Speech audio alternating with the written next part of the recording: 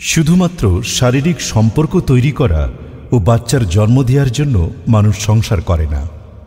সংসার একটা অভ্যেস, যা একসাথে থাকতে থাকতে গড়ে ওঠে। একে অপরের সাথে কথা বলতে বলতে, একে অপরকে সহ্য করতে করতে এই অভ্যেস গড়ে ওঠে। সংসার মানে হলো একসাথে থাকতে থাকতে একে অপরের গায়ের গন্ধটা আত্মস্থ করে নেয়া। সংসার মানে হলো মানুষটা মুখের সামনে এসে দাঁড়ালেই মানুষটার মনের ভিতর কি চলছে সেটা বুঝে ফেলা। সংসার মানে হলো বর অফিস থেকে ফিরলে এক গ্লাস জল রোজই মুখের সামনে তুলে ধরা। সংসার মানে হলো ছেঁড়া বোতাম সেলাই করতে করতে নিজেদের ভেতর ভুল বোঝাবুঝিগুলো মাঝে মধ্যে সেলাই করে নেয়া। সংসার মানে হলো অ্যাডজাস্টমেন্ট, তোমার আমার থেকে আমাদের হয়ে ওঠা। সংসার মানে মাছের ঝোলে নুন বেশি হলেও চুপচাপ হাসি মুখে খেয়ে ফেলা। সংসার মানে হলো রোজই বিছানার উপর রাখা নিজের পার্টনারের ভেজা তাওয়ালটা মেলে দেয়া। সংসার মানে হলো বিয়ের ডেট, একে অপরের জন্মদিনের তারিখ ভুলে গেলেও মানিয়ে নেয়া। সংসার মানে গাঢ় নীল রং নিজের পছন্দ না হওয়া সত্ত্বেও পার্টনারের পছন্দ বলে একদিন নীল রঙের পাঞ্জাবিটা পরে ফেলা।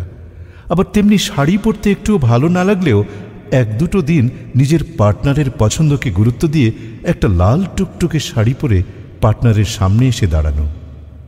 সংসার হলো একটা প্রতিজ্ঞা, যার ভেতর মান, অভিমান, রাগ, ক্ষোভ, দুঃখ, ব্যথা সবই থাকবে। কিন্তু দিনের শেষে একে অপরের মুখের সামনে ভাতের থালা তুলে দেওয়ার প্রতিজ্ঞাটা একে অপরকে করতে হয়।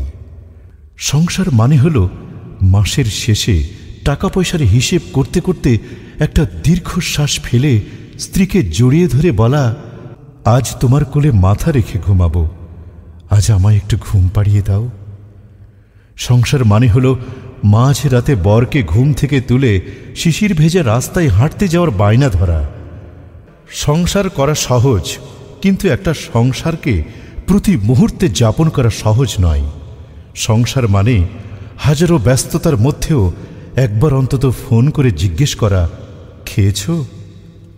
সংসারে ওঠানামা ভাঙাগড়া থাকবেই, কিন্তু হাঁপিয়ে গেলে চলবে না। একে অপরকে মানিয়ে নিতে হবে, একে অপরের সমস্যায় পাশে থাকতে হবে, একে অপরকে সাহস যোগাতে হবে। সংসারে কেউ কারোর থেকে ছোট বা বড় হয় না, দুজনেই দুজনের পরিপূরক হয়। তাই সংসার করতে গেলে একে অপরকে সম্মান ও শ্রদ্ধা করা বড্ড জরুরি।